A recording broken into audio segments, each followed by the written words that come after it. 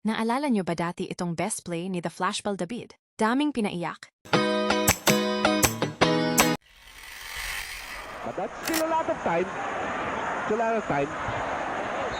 You can make a long pass. Remember, the clock doesn't start until the ball touches somebody on the live floor. Backpick ito ha, backpick ito. Yan. Backpick, okay? Parang patatlo. Wala tayo wala tayo. That's a lot of time.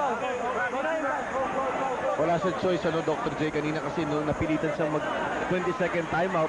Eto, umatakbo na si Ron Jacobs, humingi ng technical because Gordos is taking too much time sa 20-second timeout nila. That's true. But it's been happening to all clubs since the start of this season. I think they must be a little Dapat bit nasa more referees strict. ito. Yeah, they should just call them and blow the whistle, warn them. Warning na agad. Correct. It's going to be a long pass.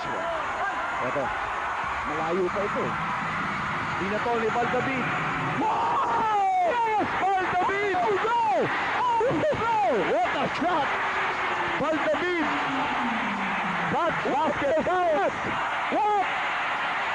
At si Valdavid, nakukubaran na dito sa dami na nagkahagulo sa kanya.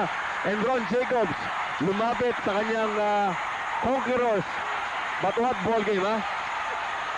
Ito si Sonny Jaworski. At Ron Jacobs, nagyayakap pa sa gitna.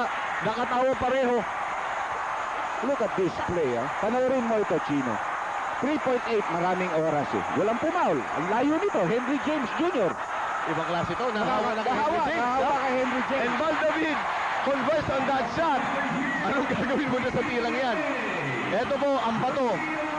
Ang half-court heave ni Valdavid which iced the ball game 83-81 sa pabor ng koponan ng Gordon's Gin. What an ending. Ba't ang magagaling na shooter, Chino? Parating pag bumitaw, ang mata nila sinusundan yung bola.